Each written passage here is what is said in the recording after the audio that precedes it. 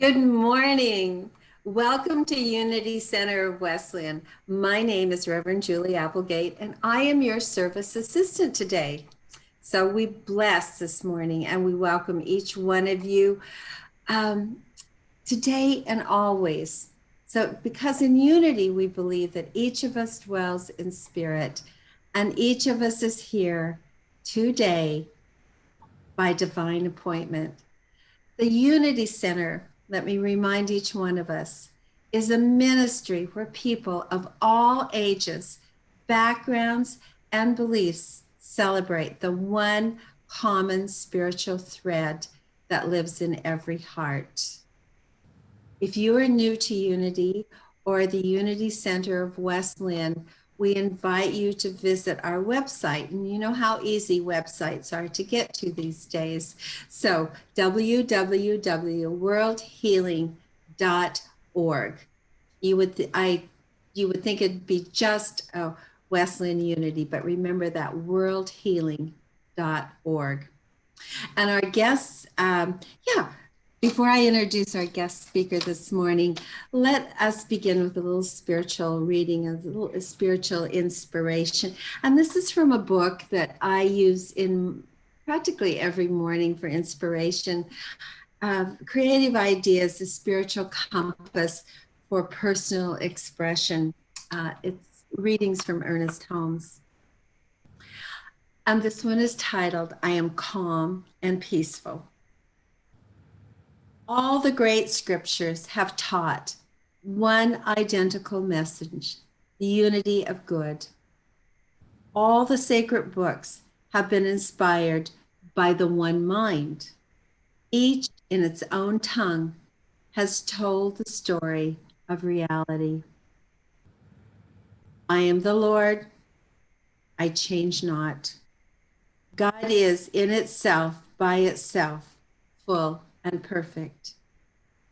If we can add to this glorified concept the realization that this divine being, breath of our breath, omnipresent forever within each one of us, we shall realize that we live in the eternal, perfect mind. This means that while we live in the eternal God, who does not change, we are forever drawing from it. Drawing from this the possibility of manifold expressions which make living so very interesting.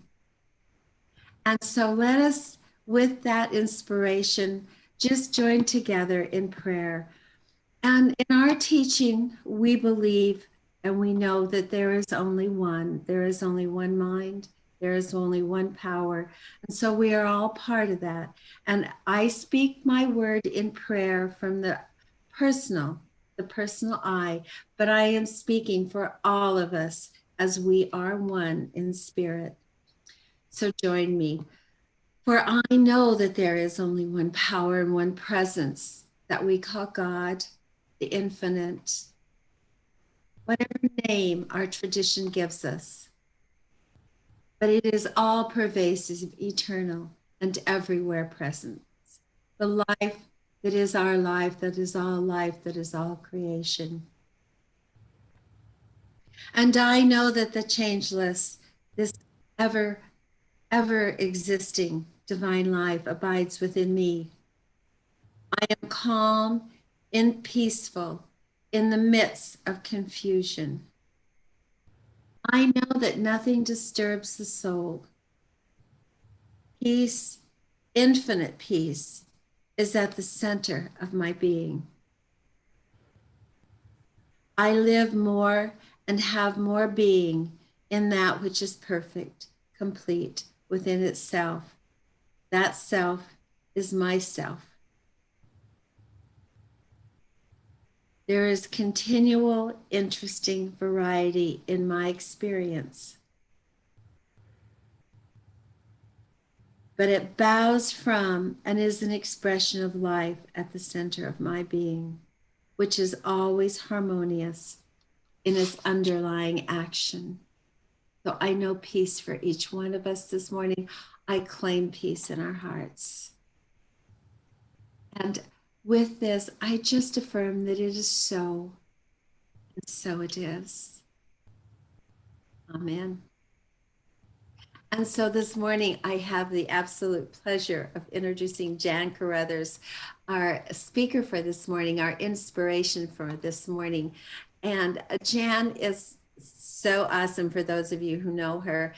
She said, just be short. Well, you know, I get to do this not very often, so I really wanted to say Jan is a professional speaker as well as a supportive of the spiritual community, and she has been a support in the spiritual communities of Portland and beyond for a very long time, a real foundation, a real grounding for all of us. So I am excited this morning to be able to hear her message. So that is Jan. Well, that's not all of Jan. She is just an awesome person, and you're going to enjoy her message. So,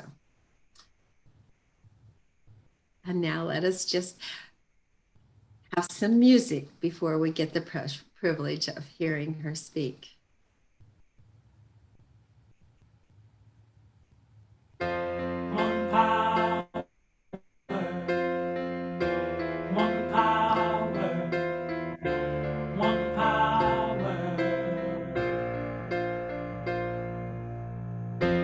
one power, one power, one power.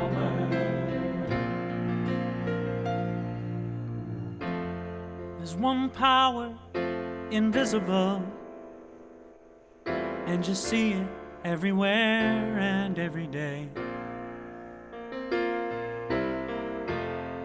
One power indescribable, and you speak of it with every word you say.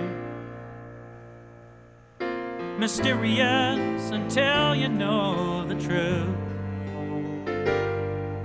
as simple as the love inside of you. Call it God, call it Spirit, call it Jesus, call it Lord, call it Buddha, Baha'u'llah, angels' wings or heaven's door. But whatever name you give it, it's all one power, can't you see? It's the power of the love in you and me. One power, one power, one power, one power.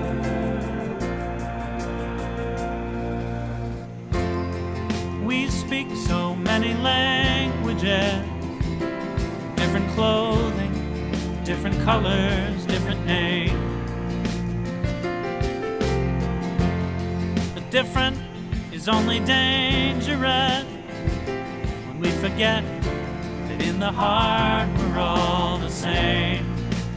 And we'll remember once we close our eyes to see that such distances were never meant to be. Call it God, call it Spirit, call it Jesus, call it Lord, call it Buddha, Baha'u'llah, Hashem or heaven's door. It's Muhammad, it's your mind, it's your soul, or it's your sign. The universe, it's music, Mother Earth or Father Time. But whatever name you give it, it's all one power, can't you see? Whatever name you give it, it's the very air we breathe. Oh, it's the power of the love in you and me. One power, oh, one power, what we are. One power, one power,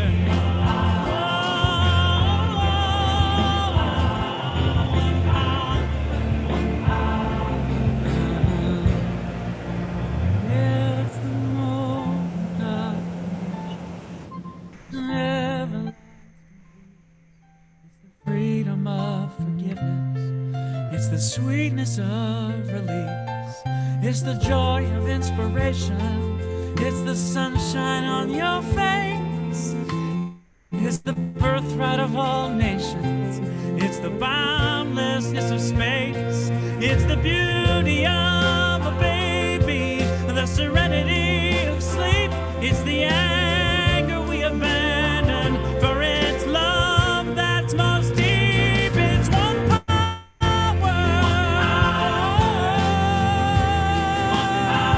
It's one power. What we are is one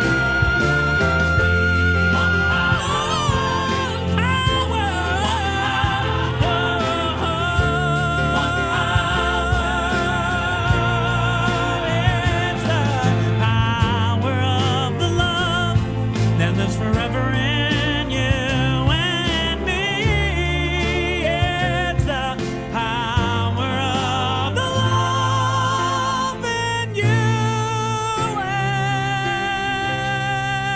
and me.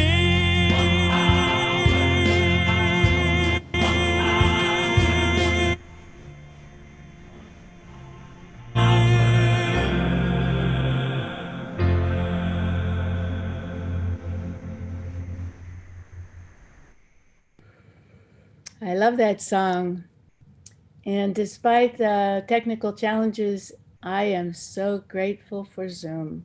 Good morning, everybody. Good morning.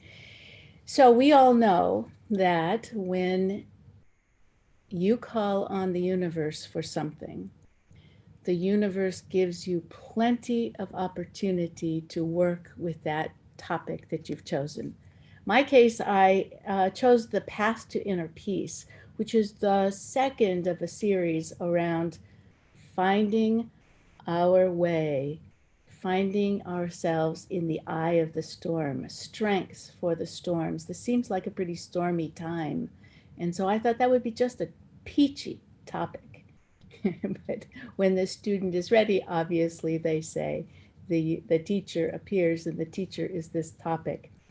So good morning. Every week we sing, "Let there be peace on earth, and let it begin with me." And yet wherever there is change and pressure and conflict, we can encounter figurative storms, can't we?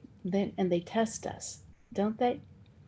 Yet they also provide us an opportunity to move into the eye of the storm. And this is a wonderful book by Gary Simmons, who is the head of the peacekeeping ministry of Unity. And you notice that the eye of the storm is a capital I. It's the I, as in the I am of the storm. So we're going to talk about how we deal with the storms in our lives. We talked last time, a couple of months ago, about an approach for strength, about using meditation and using mantras under the wonderful book by Esroan.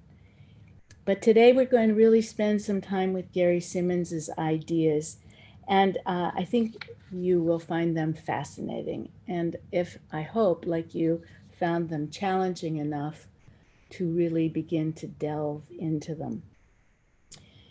Have you found that conflict and interpersonal challenges are kind of like a storm system? Like in the weather, from the weather, storms happen when two weather fronts converge.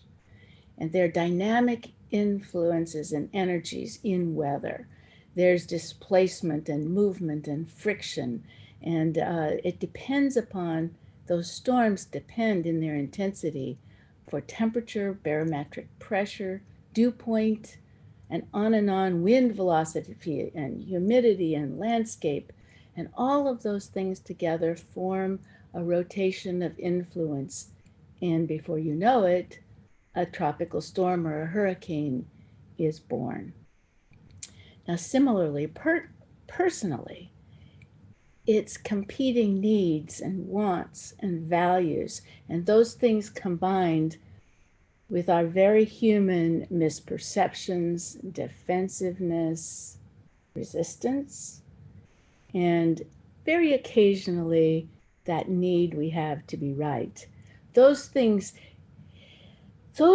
create a field of influence, and that storm is inherent in our interpersonal conflict, and it gives us, or it leads us, or it causes us to want to resist. Do we? Do we embrace the conflicts in our lives? No, we look at them as the mishaps, the misfortunes, the mistakes, the how could we have gotten into this situation. And yet, at a spiritual level, conflict is definitely our friend. And so, while I thought that this topic was going to be small, easy, it would be kind of like giving you conflict resolution tips. That's not what this talk has turned out to be. So, I want to talk with you about the center of the storm. You know, when you think about hurricanes, there is this theoretical place, this center space where there is an equilibrium of all the forces surrounding. And in that place is calm and clarity and peace. Well, there is that place in our own interpersonal storms as well, a place of peace and calm and clarity. And that place is our authentic spiritual self. And the conflict, the thing that we seem to have to go through, is what gives us the awareness and the awakening and takes us further on our journey to our sense of wholeness and worth. The challenge, the enormous challenge, is that our human self and our spiritual nature, remember, we are spiritual beings. We're spiritual beings. There's only one spirit, and as you hear, there's only one power. And as Julie said, we live inside of God. So there's no place out there where God is not, where spirit is not, and that's where we live our lives. That's not true. We live inside of the one power. So where do the storms come from? The storms come from our winds of confusion and blame and our sense of our need to be right and that devastating ferocity that sometimes we can get into, can't we? Now, this is probably not you, but I have found that those places do come up and they surprise us, don't they? It's like, how did that happen? How did I end up with an adversary? But the great thing is that knowing that you and your wholeness are at the center of it, we know this, when we know this, when we remember this, when we wake up in our awareness, we can stop resisting and we can stop making others wrong. And we can even stop making ourselves wrong, and especially those who seem to be against us. The reason that this topic is not just about conflict resolution tools and tips is that it's deeper for us. We have to grapple with something that's rather extraordinary. And it is the idea that there is nothing that is against us. And we'll come to that over and over again today. There is nothing that is against us. There can't be. It's all inside of the one. So look and see what it is that we are allowing to create our storms. And in fact, we come to an idea that is rather shocking, which is that all of our conflicts come from within us. doesn't mean we're at fault. It means we get to be responsible. We get to wake up. We get to take a look at what this conflict is presenting us. And after we're done with all the storm and the drang and the upset and the making wrong and the finger pointing and the yelling and the stomping, literally or figuratively, we get a chance to see even more how we can further our journey toward realizing our wholeness. We are perfect, whole, and complete at our center. We are spirit, and there's only one spirit. There's no other place. However, we don't live that, do we? We don't always live that we are perfect, whole, and complete, and we are on a journey to continue to wake up and to increase our skills and recognize the places where we're, quite frankly, standing in our own way and blaming someone else. So Gary Simmons is one of the roles he plays in Unity is that he works with churches, and he gives an example of where he sees how hard it is moment to moment, day to day, to actually bring and live our spiritual principles into our lives. He gave an example of a time when someone in a church had passed away and left a legacy to the congregation. And at a congregational meeting, the conversation got quite heated, in which one side felt it should be used one way, and another side felt that money should be used in a different way. And they began to argue. It became hot, and there were threats, and people threatening to leave the church, and other people indicating that they should maybe consider a lawsuit, and so on and so on. And during the course of this particular meeting, a teenager stood up and asked to speak to her church family. And she said, if we can't make peace in a Unity church, if we can't practice our teaching here in our spiritual home, what hope is there for the world? It took a child to wake up the church and to help them remember their purpose, why they were a church in the first place. And the same is true for us. Don't we sometimes forget our purpose, what it is we are here to do in this world? And since we are spiritual beings in a human experience, we need to examine how we've created adversaries when the entire universe conspires to fulfill itself through us. Isn't that fascinating? The entire universe conspires to bring itself to fruition through us. And so every time we have a personal, interpersonal upset, if we could just remember to pause and say, what is God trying to bring into this relationship right now through us, through me?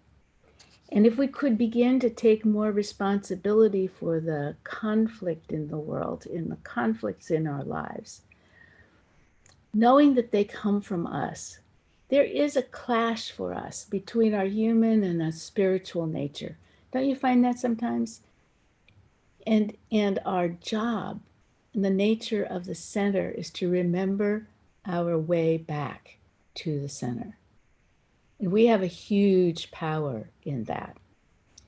We have choice. And that's a very powerful tool indeed. For example, you've heard, which would you rather be? Be right or be happy? Well, we don't even see that as a choice when we're in the midst of it, do we? We think, what do you mean? I have to do it this way. We get swept away by our emotions, by our sense of righteousness. We simply forget. We simply forget how powerful we are. And one way that we have to remember that is to simply take ourselves away, learn to practice being in the silence, and developing an ongoing meditation practice helps us with that. We are training our thinking. We are training, instead of being triggered, what gets triggered is, I have a choice. And we can slow down and we can become quieter and we can resist that temptation to be violent. Now, I know that nobody here is violent, physically violent. Although there are times when my husband and I, if we were close enough, no, seriously, but we are not violent physically. However, in our words, in our thinking, and we do damage with ourselves, we do damage to ourselves, and we, quite frankly, do damage to others. And we suffer for the damage that we create.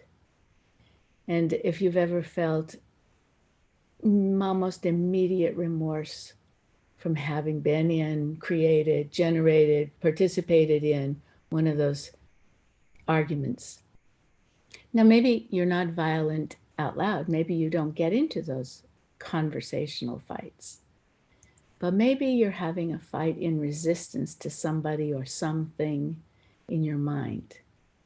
That's also a kind of violence. So there's so many ways that we can be in conflict. One way is that we practice retaliation.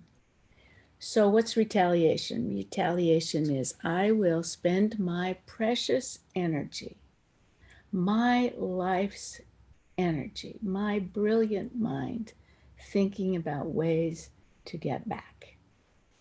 And instead, we could use that very same energy to embrace life, to try the things that we need to try, to challenge ourselves, to fix the problems that are so challenging.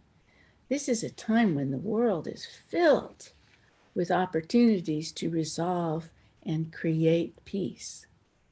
If we are going to be the peacemakers that we're called to be in this particular set of faith, we must know how to manage and take care of the simpler conflicts in our lives. And that potential for conflict is always there, isn't it? Wherever there's pressure, wherever there's a clash of needs and wants and values, those stresses do trigger us. And even when the conflict is not against us, let me say that differently. The conflict is never against us. Maybe about something we've said or done or not done, or something that's missing in our relationship, something that the other person hopes for, wants. But the conflict is not against us. Again, because it can't be against us. Spirit is never against itself. It's never. And reconciling those two things, our human nature, our attachments to our way, our attachments to our needs, and our part of the reason that conflict is so challenging is it pushes us to the edge, at the edge of our resources. And that's why all of the great faiths recommend meditation, silence, communing with spirit. Every faith has a mystical tradition. It's the being with the spirit. So rather than finding and figuring out ways to retaliate, we need to find ourselves ways that we can get to the center of our being. And here's what Gary Simmons says is the core of the challenge for us individually. It is that we don't feel whole, we don't feel worthwhile, we feel that there are flaws in our nature, we feel that there's missing in our personal being. And wherever we don't feel good and strong about ourselves, we move away from challenges instead of embracing them. This comes down to our belief in lack, our belief that we are not whole, perfect, and complete, living in abundance, the abundance of God. That sense of lack and that scurrying around to fulfill whatever we feel is missing in ourselves, that directs our attention outward, hoping to fulfill that whole, whatever that whole is. But we know in our minds, we know because we're well trained and we understand principle, we know that outside is not where the answer is. It's inside that we must go, inside to the center of the storm, inside, because outside draws us to addictions and depending upon others for our sense of self-worth and a driven kind of living. And be truthful, there's never enough time or energy or money, resources or creativity or whatever out there to fill a hole that can only be filled by Spirit. We cannot be completed by things out there. We are only completed by recognizing our own completion, to continue the journey to our awareness of our wholeness and our own worth. And when we understand who we are, it is so much easier to have compassion for others. It's so much easier to let go of the conflicts. But we do have those conflicts, and they are actually our friends. Again, it's going to sound repetitious, but it is because more than anything else, conflict can lead us to our authentic self.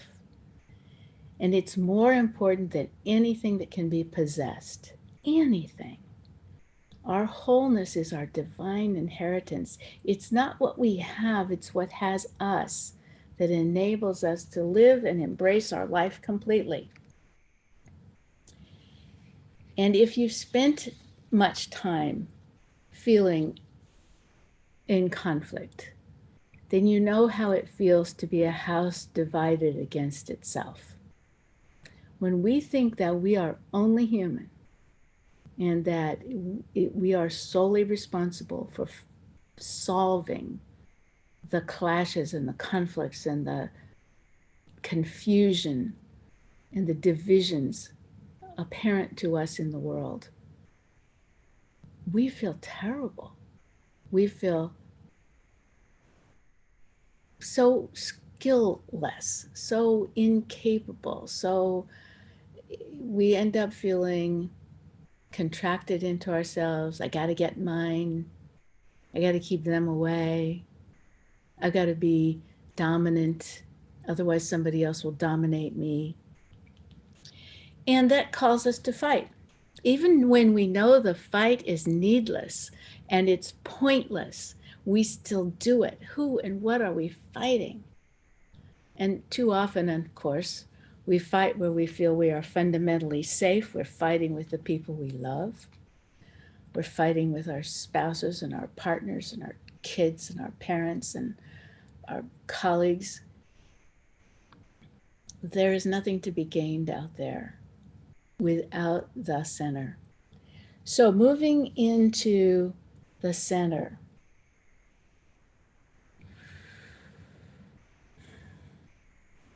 it's hard to accept that idea that there's no adversary out there.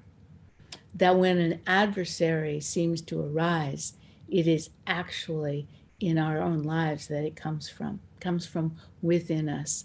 I've done a lot of work in my life and I still find that idea shocking. But that is what taking personal responsibility for our own path to peace. I don't know about you, but I always find it much easier to think about fixing other people, right? And then I start thinking about fixing myself, that there's this wrong with me and there's that wrong with me, and what kind of a person would do what kind of person would say what I might have said. Whatever arises as an adversary in our life comes within us, and that's not a bad thing to see. This is not about blame. This is about infinite possibility. It's great to see it because it's great to know how we're creating tension and resistance in our own lives. It's important to see the relationship between thoughts and fears and sense of lack and how they manifest for ourselves as experiences appearing that someone else is against us. You know, all of us see our lives from a very personal centered view. Naturally, we think everything is about us, but it isn't. Everybody else is living his and her own life, and fundamentally, they don't care that we are living out of our own fears. And when we do that, our life is very narrow and rather unpleasant. And when our fears devour us, it can be frightening. And it can also be frightening to be brave. One of my particular spiritual teachers, Pema Chodron, who is a Buddhist nun, you have heard me talk about her before, and I know many of you read her. She has a new book, a new recording out called Courage to Love the World. Courage to Love the World. It's a study for compassion, and that it takes compassion to understand and appreciate the dilemma of being human beings on this plane and trying to grapple with the pain that people experience. There is a practice called Tonglen, and Tonglen is that path of compassion. And she said, you have to be courageous and brave to go down that pathway, because Tonglen is not subtle. The world is not subtle. It gives us plenty of practice to be compassionate. And I think maybe when you and I look hard and say, what is our role here with all of these supposed enemies? What's our role here? How do we make peace? So first of all, we have to absolutely do what the courageous teachers in our lives have done. And one of the courageous teachers of our life is Jesus the Christ. And I tell you truly, I never expected to be doing a talk that is mostly about Jesus. So he has an instruction for us in the face of, quote, enemies. And by the way, enemies, the real enemy is the belief that there are enemies. So we get to work on that. We recognize that nothing is against us, no matter how it may seem. We have to take ourselves out of the swirl of duality. So swirling around us in our personal storms, in our national and international storms, is that belief that there's good and bad, right and wrong, good guys and bad guys. The good guys are us, of course, whoever us is. Blame, fault, victim, oppressor, victim, victor. And we need to really move into the center where the power is. And here's his instruction for us. And he gave it to us in the way we deal with those who seem to be our enemies. In the Sermon on the Mount, he said, it's easy to love those who are lovable. You only show that you are truly a child of God when you love those who are difficult. And when you do, you begin to dismantle the beliefs that you have an experience of an enemy. You treat your enemy as you would a beloved friend if you are to claim your wholeness and worth. Now, that doesn't mean you put up with abuse or acquiesce entirely to the demands of others. It means you live authentically and act consciously. Act consciously, not from fear or insecurity or obligation or resistance. And here is the instruction. Bless them, love your enemies. Bless them that curse you. Do good to them that hate you, and pray for them that despitefully use you and persecute you. And this is the method for demonstrating wholeness. And it's a 4-part formula, and it's fascinating. So, love. You look into the mirror and you recognize that in the presence of the enemy, whoever seems to be against you, think of that person as a mirror of that place in you where you're not connected to wholeness and worth. If you were connected, you wouldn't be intimidated or threatened. Instead, see that experience as a necessary ingredient to your journey to wholeness. You can ask yourself, what inner resource, if I had that inner resource, would enable me to relate to that person, not from a place of insecurity, but from a place of wholeness without needing them to change. 2, bless them. Make it mean that it's for good. In other words, no matter what is occurring, you make it mean that it's for good, because we are the result of what we make our experiences mean. We are not our experiences, we're the result of what we make them mean. So you speak out loud and you also think it to yourself. You endow that person or thing with the capacity to be a source of good in your life. It's kind of like looking for the pony, isn't it?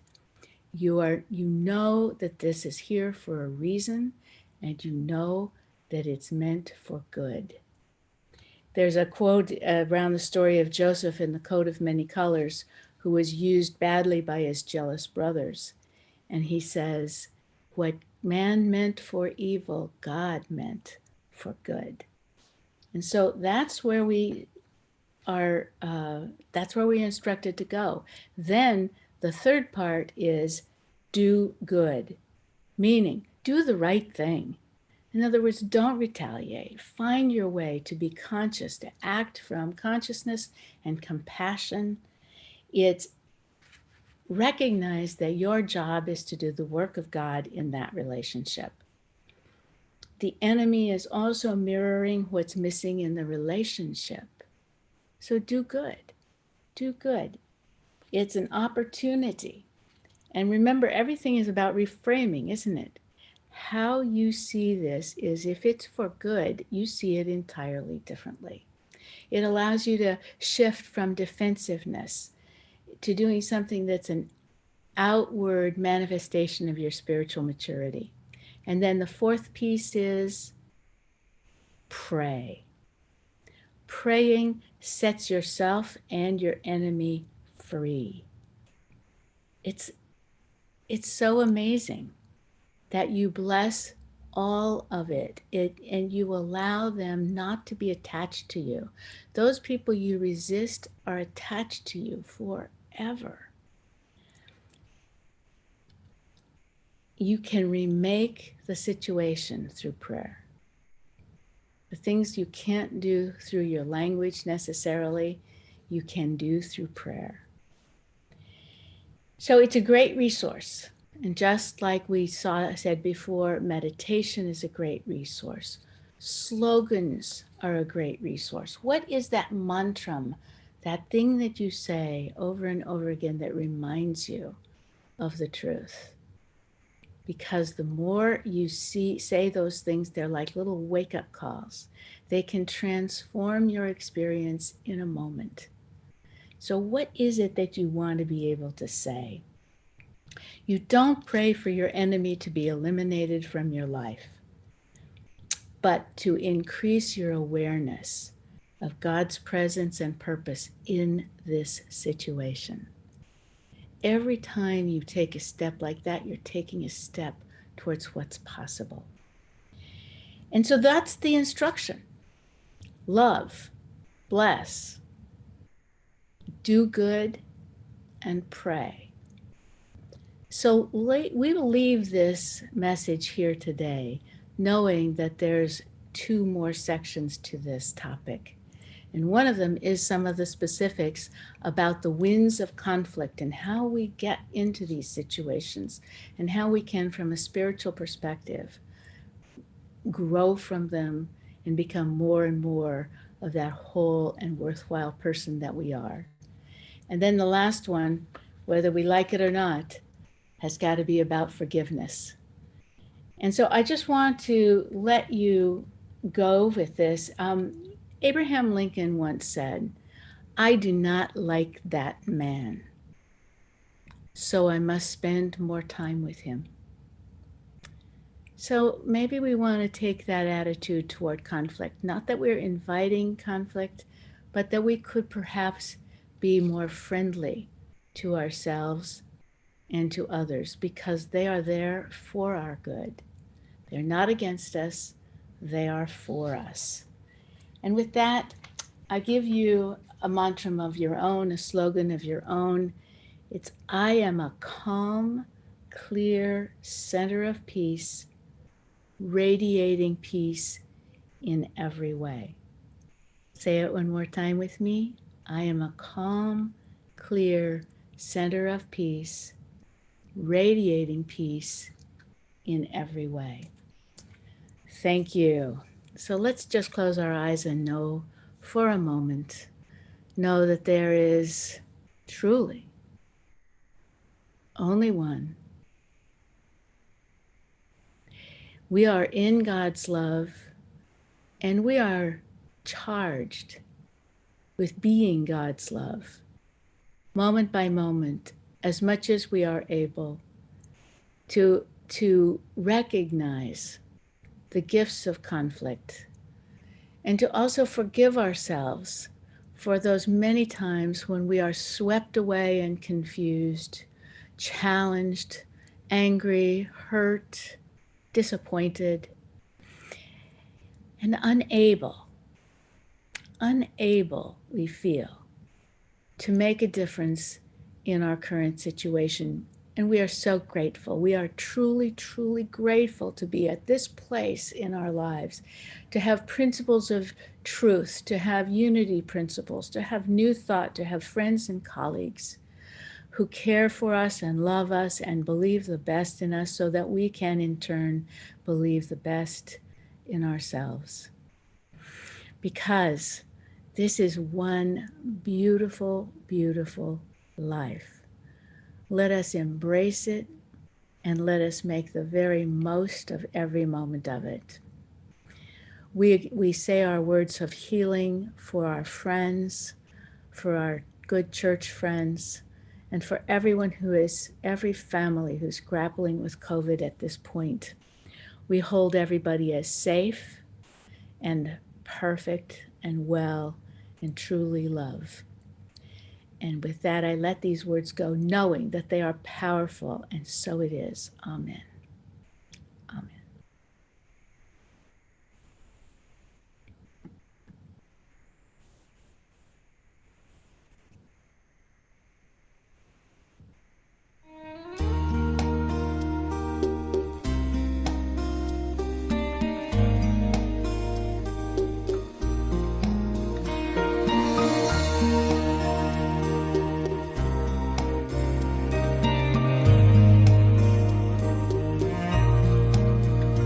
After all these years, I'm starting to see we're all threads in a tapestry,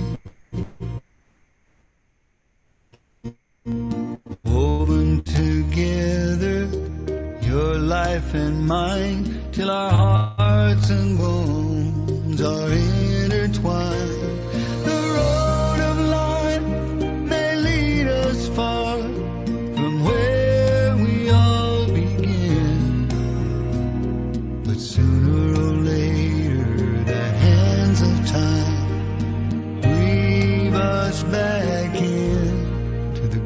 grand design.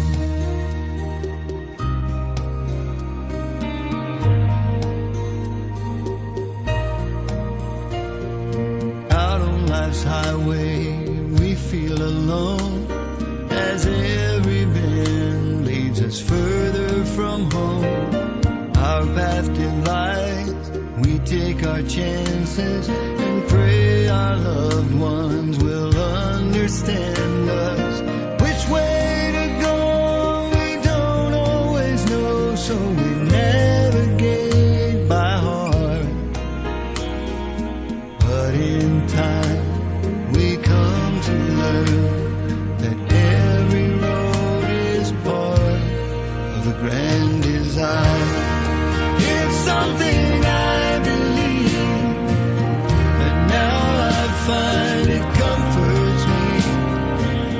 I've come to love the mystery. The grand design is with us all along.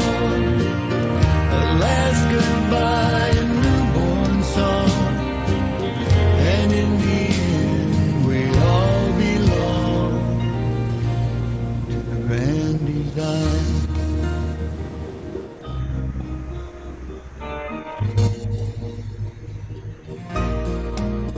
If we could rise up high, see the whole road, how far we've come, and where we'll go.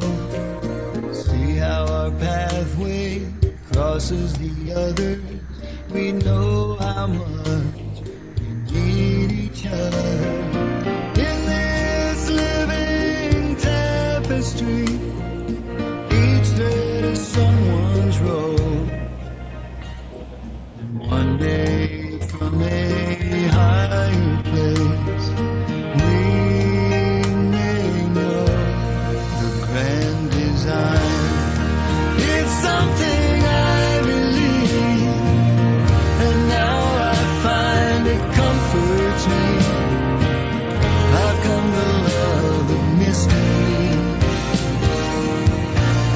The grand design is with us all alone.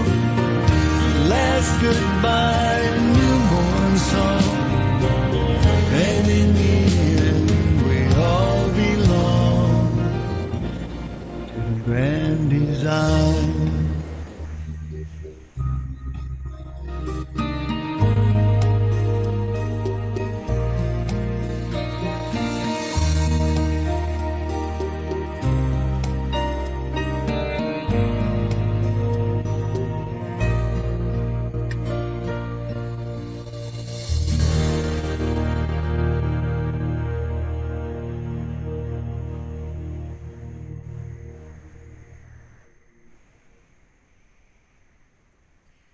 Wow.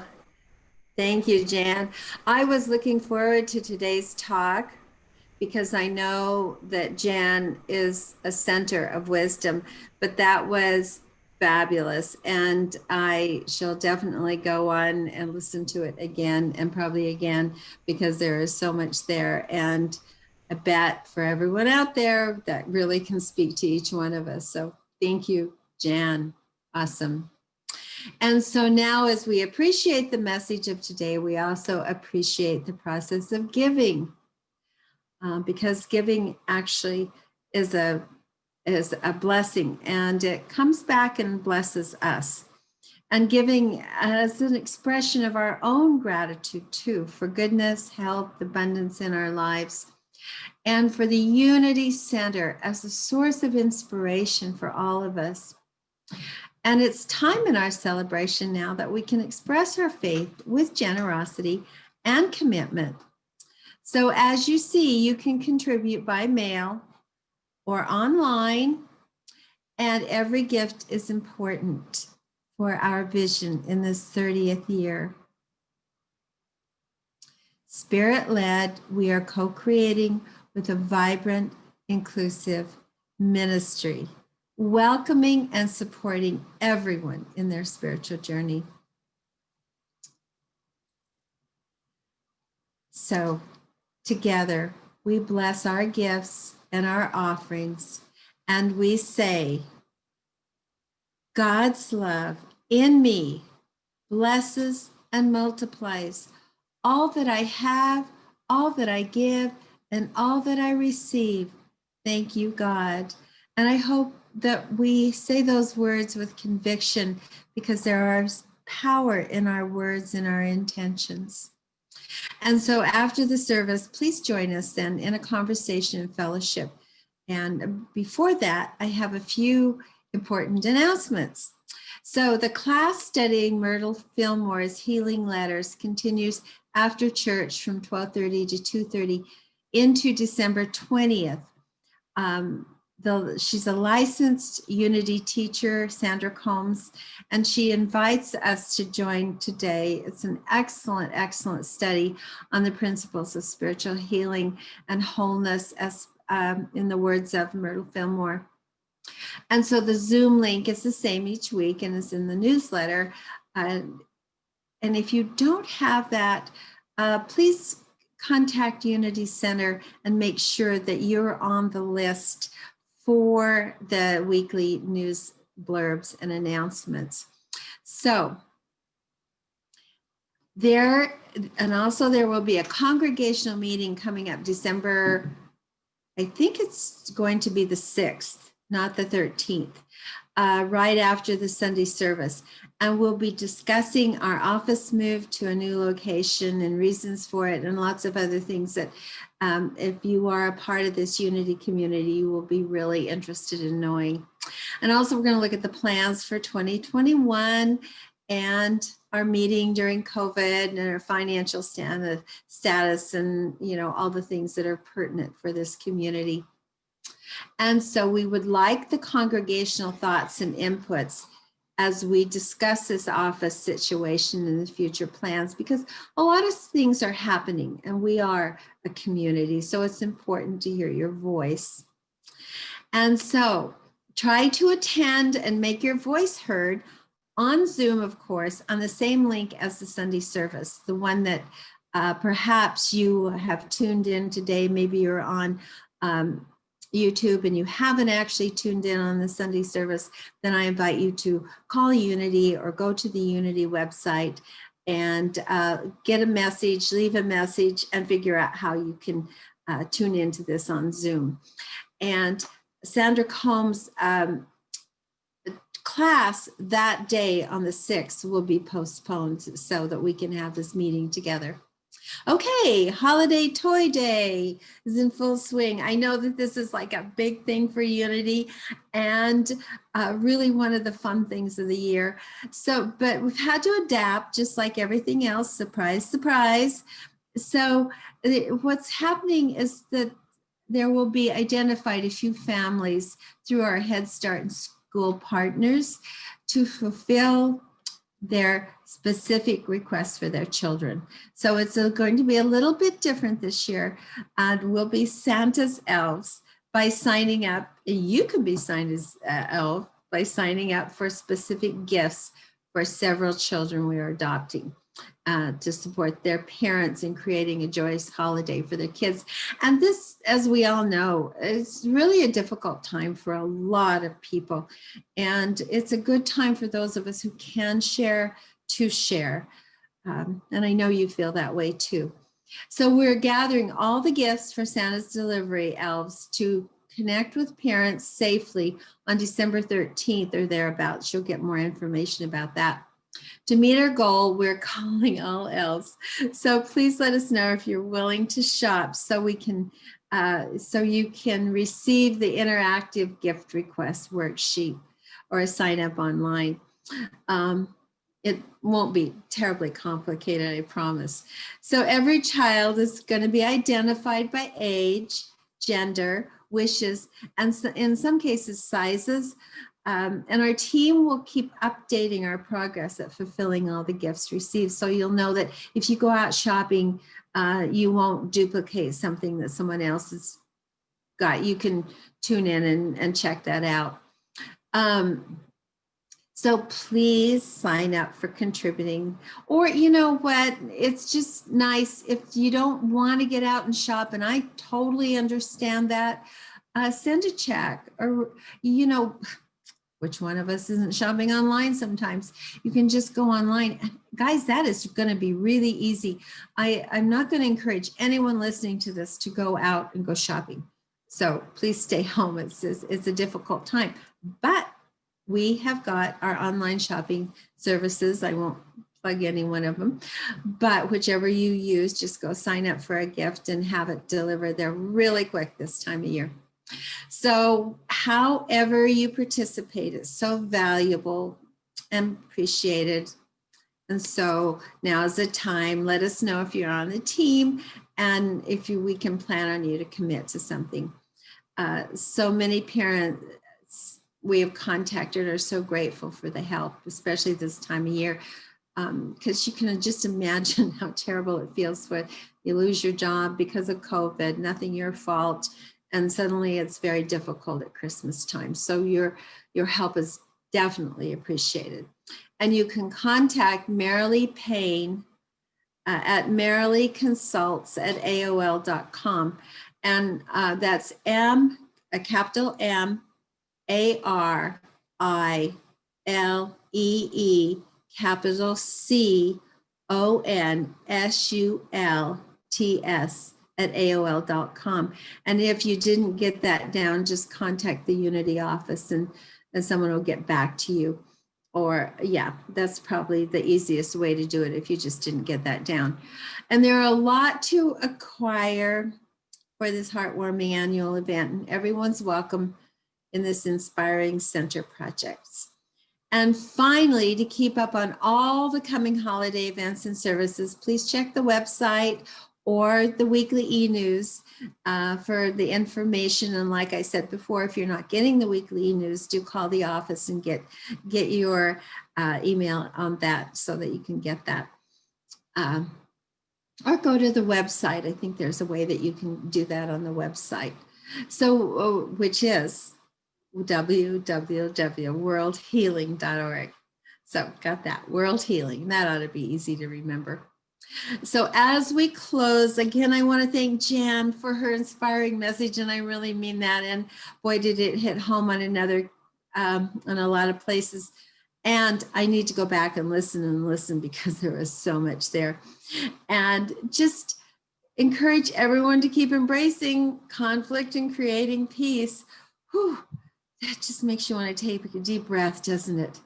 So as we move into December and the holiday season, let's appreciate the many gifts of our lives, even this year that has challenged us so deeply. Let us reach out and share from our hearts. So, especially those who long for deep peace and that the unity principles offer.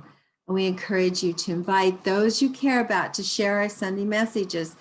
And you can live on YouTube under West Lynn Unity Center. So remember what unity means to you and make a gift to others. For further spiritual support, feel free to call me, Reverend Julie Applegate. And again, I get to contact information from the Unity office. That's probably the easiest rather than to have to write down all this stuff today. Sharon is there to help everyone, and she's wonderful about that. I also do contact me for healing and prayer support.